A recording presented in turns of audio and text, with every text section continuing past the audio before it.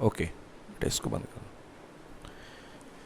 देखिए प्रिज्म का अपवर्तन सूत्र, कल जैसे बात हुई कि इस चैप्टर में एक ही दमदार फॉर्मूला है प्रिज्म का अपवर्तन सूत्र, इसके बाद है वर्ण विक्षेपण और विचलन, छोटे छोटे फॉर्मूले। प्रिज्म का अपवर्तन सूत्र जो है इसमें क्या करना है, हमको म्यू निकालना है, प्रिज्म के पदार्थ का अपवर्तनांक। क्या निकालना है, प्रिज्म के पदार्थ का अपवर्तनांक, यानी कि हमको म्यू निकालना है। आइए देखिए कैसे निकालते हैं। सबसे पहले ये डायग्राम आप देख चुके हैं, P से लेके Q आपतित किरण, ठीक है जी, P से लेके Q आपतित किरण, फिर इस पर अभिलंब बना हुआ है, अभिलंब यहाँ पर ऊपर काट रहा है, ये वाला अभिलंब इस पर दोनों को ऊपर काट रहा है। और कल मैंने बताया था कि ये और ये सम्मुख कोणों का मान कितना होता है, योग कितना होता है 180, मतलब ये AQOR, AQO ये एक सर्कल पे वृत्त पर स्थित है। कहाँ पर स्थित है, आप बनाना चाहें तो बना ले साइड में कि AQOR है ना, ये है A, ये है Q, ये है O और ये है R, ये वृत्त पर स्थित है, इसलिए इन्हें चक्रीय चतुर्भुज कहा जाता है। ये मैंने डायग्राम बना दिया, नॉमिनेशंस कर दीजिए। प्रिज्म का कोण जो कि फिक्स होता है, आपको प्रिज्म दिया जाएगा, प्रिज्म का कोण फिक्स होता है A, प्रिज्म कोण को क्या बोलते हैं, A। प्रिज्म खरीदने जाएंगे तो प्रिज्म कोण दिया रहेगा, इतने कोण वाला प्रिज्म। आपतन कोण है I1, सतह AB का अपवर्तन कोण R1, सतह AC का अपवर्तन कोण R2 और निर्गत कोण क्या भैया I2, जिसको नाम मैंने कल E दिया था, तो मैंने दोनों लिख दिया, आप कंफ्यूज ना हो, ठीक है जी। I1 का नाम मैंने कल I दिया था, तो आप चाहें तो इसको I भी ले सकते हैं, मगर मैंने पूरा डेरिवेशन फिलहाल I1 से किया है, इसको I मत दीजिए, उसका कारण है एक। चलिए आ गया समझ में ना।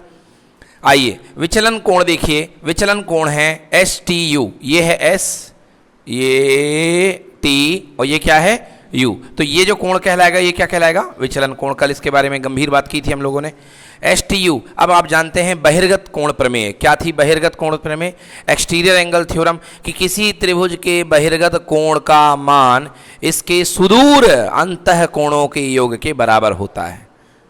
हाँ, सुदूर यानी दूर वाले, 9th क्लास में आप सभी लोग टॉपर रहे हैं, पता होगा आपको, सुदूर अंतः कोणों का योग, ठीक है ना। ये देखिए ये बहिर्गत कोण थी और ये सुदूर अंतः कोणों का योग के मान के बराबर होता है, ठीक ना। ठीक है, तो अतः बहिर्गत कोण प्रमेय का मान देखिए डेल्टा, तो डेल्टा बराबर बेटा सुदूर अंतः कोण कौन कौन है बेटा, ये वाला और ये वाला। ध्यान से देखो ये I1 है, I1 में R1 कट लिया तो यहाँ पे कितना बचेगा, I1 माइनस ये चपका दिया। I2 है ये टोटल एंगल, बोलो हाँ, I2 में R2 कट लिया तो क्या बचेगा, I2 माइनस R2, इसको थोड़ा सा बना लिया, I1 प्लस I2 और माइनस कॉमन लेके R1 प्लस R2। बड़ा इंपॉर्टेंट डेरिवेशन है, एक लाइन तो पहली चीज यहाँ पर आ गई, समझ में आ गया ना। हाँ जी, अब आप जानते हैं मैंने कल आपको बताया था कि न्यूनतम विचलन की स्थिति में आपतन कोण और निर्गत कोण बराबर होते हैं। आइडियल ग्राफ मैंने पढ़ाया था कल, है ना। न्यूनतम विचलन की स्थिति में आपतन कोण और निर्गत कोण बराबर होते हैं, तो I और I1 I2, क्योंकि यहाँ आपतन I1 है और निर्गत क्या है I2, जिसको कल मैं IE कह रहा था, आज मैं उसको I1 I2 कह रहा हूं। तो I1 और I2 दोनों बराबर होते हैं, तो दोनों का मान क्या मान लिया आपने, I, क्या मान लिया। और साथ ही बताया था कि दोनों सतहों से अपवर्तन कोण बराबर होते हैं R1 R2, तो उनको भी कुछ मान लो R, मतलब I1 I2 का कॉमन एंगल I और R1 R2 common angle R। तो ये क्या बन गया भैया, ये वाला समीकरण, इसका नाम दे दो A। क्या नाम दे दो, तो यहां लिख दो समीकरण A से, समीकरण A से डेल्टा M। भैया देखो अब न्यूनतम विचलन की स्थिति है तो डेल्टा काहे का नाम धारण कर लेगा, डेल्टा M का। पहले डेल्टा था, मगर अब आपने न्यूनतम विचलन की कंडीशन लगा दी है तो बन गया delta M, I plus I minus R plus R, 2I minus 2R। बोलो हाँ। चलो भैया अब आ जाओ चक्री चतुर्भुज में, ये रिलेशन अभी काम में आने वाला है। अब चक्री चतुर्भुज में आइए, चक्री चतुर्भुज में आप जानते हैं कि ये कोण प्लस ये कोण बराबर कितने डिग्री, 180 डिग्री। तो A प्लस एंगल QOR, जिसको आप सीधे O भी लिख सकते हैं, A प्लस एंगल O बराबर कितने डिग्री, 180 डिग्री, हाँ या ना। ठीक है ना। देखो ये अपने जी का जंजाल है QOR, इसको गायब करना है। QOR कोई चीज काम की अपने है ही नहीं है, अभिलंबों के बीच का कोण है, उसको हटाना है। तो पकड़ो इस त्रिभुज को, ये त्रिभुज पकड़ लिया आपने, बोलिए हाँ। अब आप जानते हैं एंगल सम प्रॉपर्टी, त्रिभुज के तीनों कोणों का योग कितने डिग्री, 180। तो ये कितना है R1, ये कितना है R2, और एंगल O तीनों का योग कितने डिग्री, 180 डिग्री, हाँ या ना। तो QOR plus R1 plus R2 बराबर 180 डिग्री। मगर चल रही है न्यूनतम विचलन की स्थिति, यानी R1 और R2 क्या है, बराबर हैं। R1 और R2 का योग कितना हो गया, 2R। तो QOR प्लस 2OR बराबर कितना, तो क्यू आर बराबर कितना 180 माइनस 2r। हाँ भाई कृष्णा, कहाँ खो गए, कहाँ से टूट गई गाड़ी? यहाँ से आ गया यहाँ तक, इधर से चलो भाई फिर से पकड़ो। तो भैया डेल्टा एम बराबर 2i माइनस 2r हो गया था, ये तो हो गया था ना, i plus i two r1 plus r2, तो i1 बराबर i2 यानी i प्लस आई 2i और r बराबर दोनों, तो 2r हो गया। ठीक है ना। अब आ जाओ भैया इस त्रिभुज में, आप ये चक्री चतुर्भुज में, तो ये कोण और ये कोण दोनों का योग कितने डिग्री होगा 180। कल बताया था चक्री चतुर्भुज के सम्मुख कोणों का योग 180 अंश होता है, तो ये दोनों कोण का योग हो गया कितना 180 अंश। अब ये बीच का बंदर है, इंटरमीडिएट बोलते हैं इसको, केमिस्ट्री में मध्यवर्ती बोलते हैं, जिसका काम निकाल करके बाहर कर देते हैं। समझ में आया ना? जैसे टी, इंटीग्रेशन में टी, उत्तर में टी दिखता है क्या, प्रश्न में टी दिखता है क्या, मगर बीच में काम निकालने के लिए हम लेते हैं टी को, तो इसको भी गायब करना पड़ेगा एंगल क्यू ओ आर को। हाँ या ना? तो क्यू ओ आर को गायब करने के लिए ये वाला त्रिभुज पकड़ो, तो R1 plus angle Q O R. हाँ या ना? मुझे ऐसा लग रहा है कि अगर मैं इसकी जगह एंगल ओ लिख दूं तो इसके मन में चल रहा तूफान शायद शांत हो जाए। ले भैया, है ना, ये एंगल R1 और ये एंगल O और ये एंगल R2 इक्वल टू कितने डिग्री 180। मिला कुछ आराम बेटा? Angle R1 plus angle O plus R2 equal to कितने डिग्री 180 डिग्री। तो एंगल O लो भाई, एंगल O प्लस 2R, क्यों? R1 की वैल्यू क्या है R है, R2 की वैल्यू क्या है R है, तो R प्लस R बराबर कितना 2R बराबर 180। तो एंगल O बराबर 180 माइनस कितना 2R। आ गया समझ में? एंगल O का मान आ गया, एंगल O बराबर 180 माइनस 2R। ये बैठा है एंगल O, देख लो यहाँ पे। अब ये इसका नाम दे दिया आपने समीकरण नंबर 3। क्या दे दिया समीकरण नंबर? वो एंगल O की वैल्यू आ गई, एंगल O मतलब क्यू ओ आर की वैल्यू आ गई है। क्यू आर की वैल्यू उठा के यहाँ रख दो, क्यू आर की वैल्यू उठा के यहाँ रख दो। एंगल ए देखो समीकरण 2 व 3 से, angle A Q O R की वैल्यू कितनी 180 माइनस, ये चैप दो उठा के वैल्यू यहाँ पर 180 माइनस 2R बराबर कितना 180। हाँ या ना? 180 से 180, ए बराबर कितना R बराबर कितना a/2, कितना हो गया a/2, R बराबर हो गया a/2। भाई साहब अब आ जाइए समीकरण नंबर 1 से, समीकरण नंबर 1 से ये देखिए, ये डेल्टा एम है, डेल्टा एम है। देखो आपको R मिल चुका है, अब क्या चाहिए है I। क्या चाहिए है, क्यों चाहिए है? क्योंकि स्नेल का नियम लगाना है, साइन आई अपॉन साइन आर, है ना भैया? तो साइन आई अपॉन साइन आर के लिए आपको I चाहिए है। तो डेल्टा एम बराबर है 2i माइनस 2R, बोलो है कि नहीं है? तो यहाँ से 2R को इधर लेकर के आओगे तो डेल्टा एम बराबर कितना है 2i माइनस 2R। एक लाइन में लिख दूं यहाँ पे, नहीं आप कंफ्यूज हो जाएंगे। डेल्टा एम बराबर 2i माइनस 2R।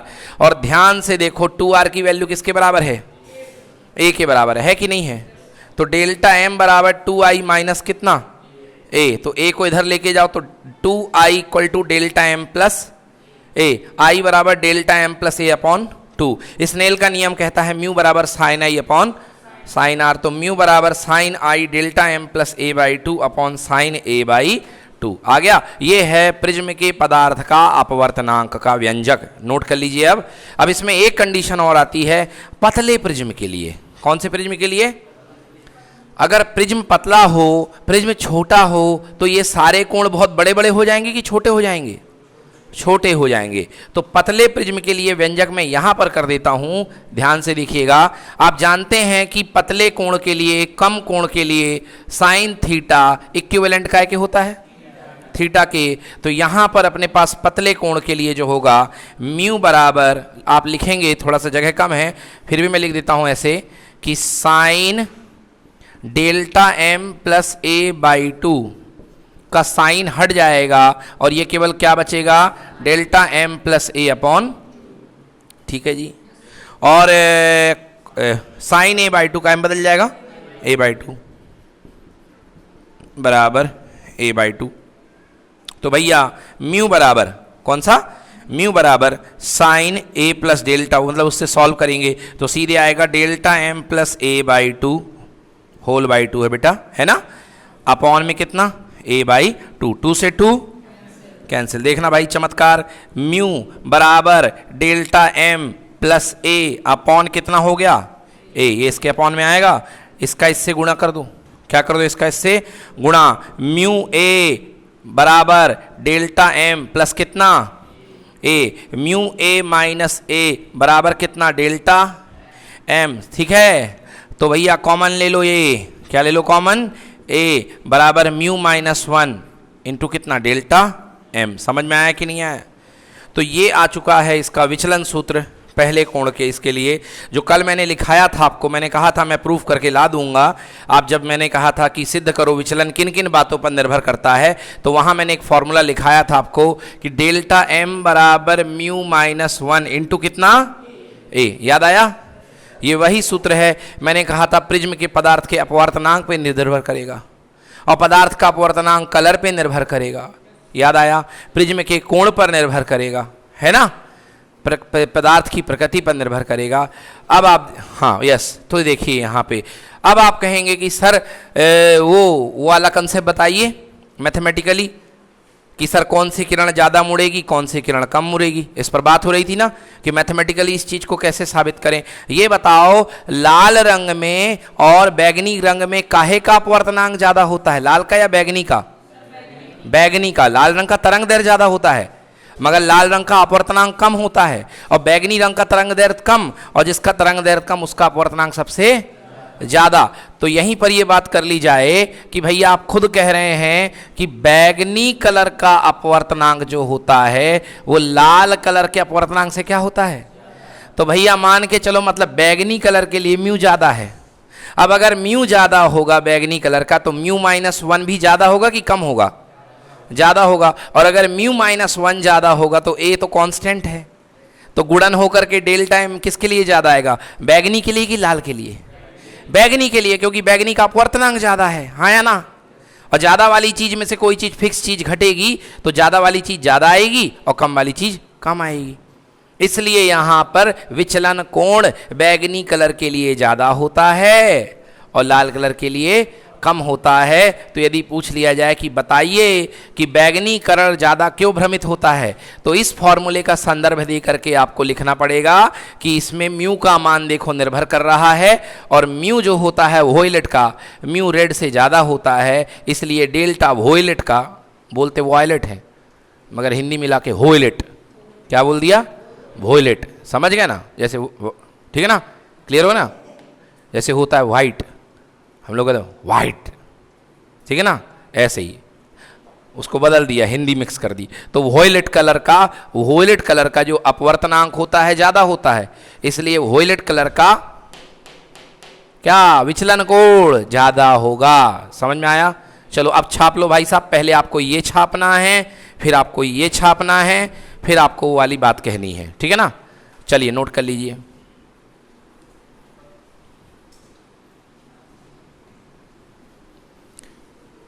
बहुत इंपॉर्टेंट डेरिवेशन, ज़्यादा मतलब प्रिज्म से सबसे ज़्यादा यही डेरिवेशन आया है 5 नंबर का, छाप के एकदम।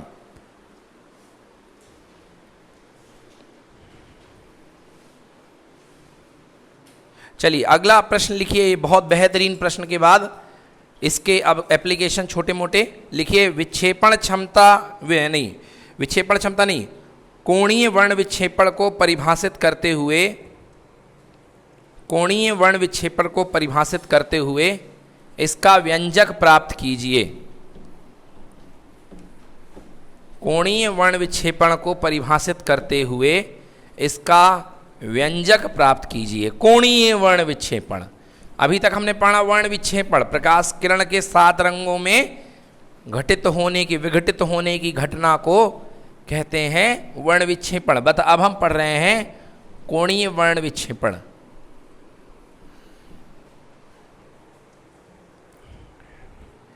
देखिए भाई साहब, आप 2 कलर ले लीजिए। क्यों ले लें 2 कलर? क्योंकि सबसे कम और सबसे ज़्यादा भ्रमित 2 ही कलर होते हैं।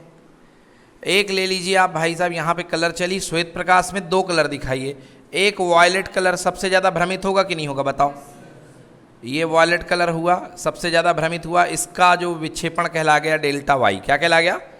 विचलन। विचलन क्या कहला गया? Delta y. लगे हाथों में लिख लेता हूँ कि डेल्टा वाई कितना होगा बेटा? डेल्टा वाई इक्वल टू, अभी फॉर्मूला पढ़ाया था, कितना था? ए ब्रैकेट में म्यू वाई माइनस 1। अब आप कहोगे सर म्यू वाई क्यों लिखा? क्योंकि भैया अलग अलग कलर के लिए अलग अलग, वाई नहीं यार, वॉयलेट बोलो ना, वी क्या होगा? वाई तो येल्लो हो जाएगा बच्चों, वी, हाँ या ना, म्यू वी -1, नंबर 1। यहाँ भी क्या? वी, हाँ ठीक है। ये हुआ बैगनी कलर के लिए विक्षेपण, ठीक है जी, विचलन विचलन। अब दूसरा लाल कलर, वो इससे कम भ्रमित होगी, वो यहाँ पर जाएगा, बोलो हाँ या ना, वो लाल कलर जाएगा। अब यदि मैं लाल कलर का देखूं विचलन, तो लाल कलर का विचलन थोड़ा कम आएगा, बोलो आएगा कि नहीं आएगा? हाँ, लाल कलर का विचलन क्या कहलाएगा? Delta R. डेल्टा आर बराबर ए ब्रैकेट में म्यू आर -1। तो बोलो हाँ। मतलब मेरे कहने का मतलब क्या है, ये विचलन का न्यूनतम कोण है, क्योंकि लाल कलर के लिए विचलन क्या होता है? न्यूनतम। और ये विचलन का क्या है? अधिकतम कोण है, हाँ या ना, क्योंकि बैगनी कलर के लिए विचलन क्या होता है? अधिकतम। मैं अगर कहना चाहूँ कि विचलन कहाँ से कहाँ तक हुआ, तो मैं कहूँगा विचलन कोण जो है लाल कलर से लेकर के बैगनी कलर के कोण तक वेरी हो रहा है, हाँ या ना। अगर मैं दोनों कोणों का अंतर निकाल दूँ, जैसे ऊपर वाला 60 है, नीचे वाला 30 है, तो दोनों के बीच का गैप कितना निकलेगा? 30। ये कहलाता है विक्षेपण कोण। क्या कहलाता है? विक्षेपण कोण। भाई न्यूनतम कलर रेड का, न्यूनतम कलर नहीं, न्यूनतम कोण रेड का, अधिकतम कोण वॉयलेट का, दोनों को मैं माइनस कर दूं, अधिकतम में से न्यूनतम माइनस कर दूं, तो विक्षेपण का एंगल आ जाएगा कि यहां से यहां तक वेरी होगा कि नहीं आएगा, कि इतने एंगल के बीच में इनका वेरिएशन होगा, हाँ या ना। मतलब जितने भी कलर यहां भरे होंगे वो 30 डिग्री के अंतराल वाले होंगे, क्योंकि बड़ा वाला 60 है और छोटा वाला 30 है। आया समझ में ना? तो इसको बोलते हैं विक्षेपण कोण। क्या बोलते हैं? विक्षेपण कोण। लिखो भैया परिभाषा। सुनिए, यहां पर मैंने 2 कलर लेके दिखाया आपको, वॉयलेट और रेड। ऐसा नहीं कि इन्हीं के बीच में निकलेगा, आप जो चाहें उनके बीच का कोण निकाल सकते हैं। इनके बीच का कोण सबसे क्या होगा? ज्यादा। सबसे क्या होगा? ज्यादा। लिखो, प्रिज्म से निर्गत किन्हीं 2 रंगों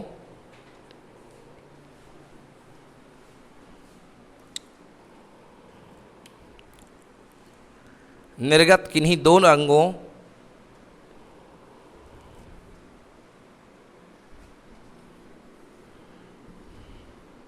प्रिज्म से निर्गत किन्हीं 2 रंगों की किरणों के बीच के कोण को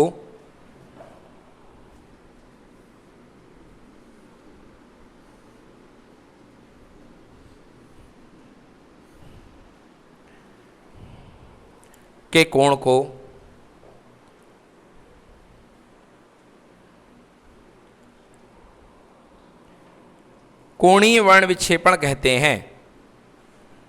कोणीय वर्ण विक्षेपण कहते हैं।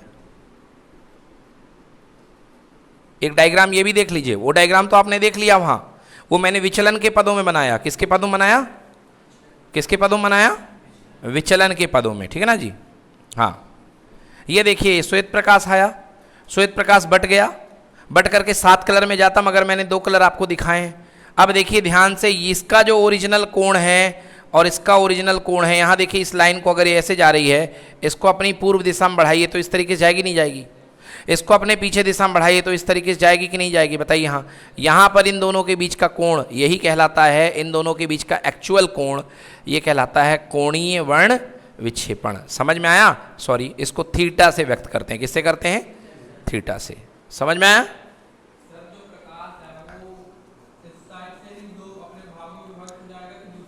देखिए प्रकाश जो है अब 2 भागों में यहीं से विभक्त हो जाएगा।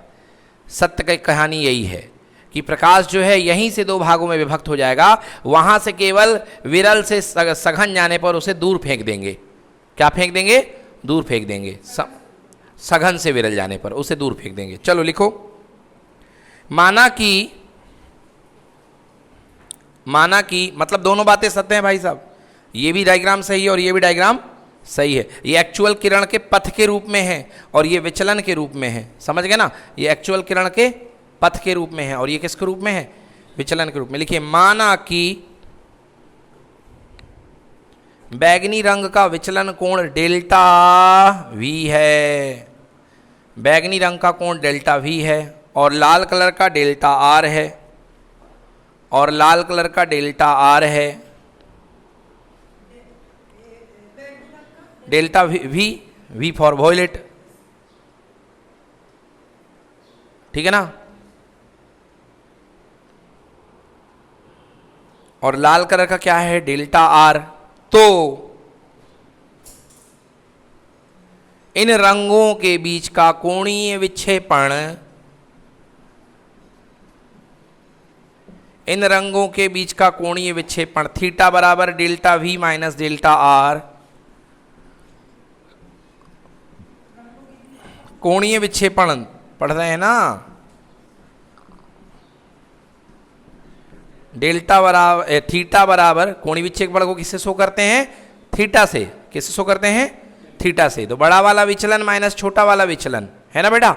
और यहां से देखोगे तो ये वाला कोण थीटा बराबर delta we minus delta R बराबर क्या होगा भैया, डेल्टा वी का मान ये पढ़ाया, डेल्टा आर का मान ये पढ़ाया, दोनों को माइनस कर दिया। क्या लेंगे भाई, के ए कॉमन ले लिया, अंदर क्या बचा, म्यू वी माइनस 1, माइनस का हमला म्यू आर, और प्लस का कितना 1, 1 से 1 स्वाहा। आंसर ए बराबर कितना, mu V minus mu R. Note करो। तो थीटा बराबर mu V minus mu R into A. अपवर्तनांक का फर्क जितना ज्यादा होगा, विचलन कोण, विक्षेपण कोण, विचलन नहीं विक्षेपण कोण उतना ज्यादा होगा। विचलन अलग है भैया, विचलन एक कलर का है अपनी सही स्थिति से, और विक्षेपण दो कलर, विक्षेपण कोण दो अलग अलग कलर के बीच में है, हाँ है ना। देखो ये विचलन इसका डेल्टा आर, विचलन इसका डेल्टा वी, दोनों के अलग अलग विचलन निकाले। एक का विचलन 60 है और एक का विचलन 30 है, दोनों के बीच का जो अंतर है वो कहलाएगा विक्षेपण कोण।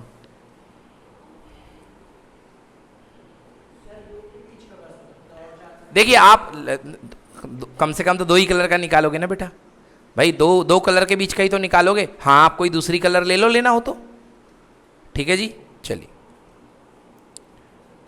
ये हो गया। तो किस पर निर्भर करता है विक्षेपण कोण, माध्यम के अपवर्तनांक, कलर के लिए माध्यम के अपवर्तनांक, और प्रिज्म कोण किस पे निर्भर कर रहा, प्रिज्म कोण पे, ठीक है। प्रिज्म कोण पे भी निर्भर करेगा, प्रिज्म कोण पे भी निर्भर करेगा, ठीक है। अब एक चीज सुन लो जाते जाते भाई, ये है कि 7 कलर में रेड कलर का विचलन सबसे कम होता है और वॉयलेट कलर का विचलन सबसे ज्यादा होता है। प्रायोगिक रूप से यह निकाला गया कि इन दोनों कलर के बीच में एकदम बीच में जिस कलर का विचलन होता है वो कहलाता है येलो कलर। कौन सा कलर, समझ में आया। तो इसलिए पीले रंग को बोला गया है माध्य रंग। क्या बोला गया है, माध्य रंग, ठीक है ना। इसलिए विचलन की तुलना अगर होती है तो किस रंग से होती है, पीले रंग से, समझ गए ना। तो माध्य रंग का विचलन लिख लो एक बार, काम में आएगा। Delta y equal to a bracket में म्यू वाई माइनस 1। नोट करिए, ए ब्रैकेट में mu y minus 1, a bracket में म्यू वाई माइनस 1, नोट कर लो।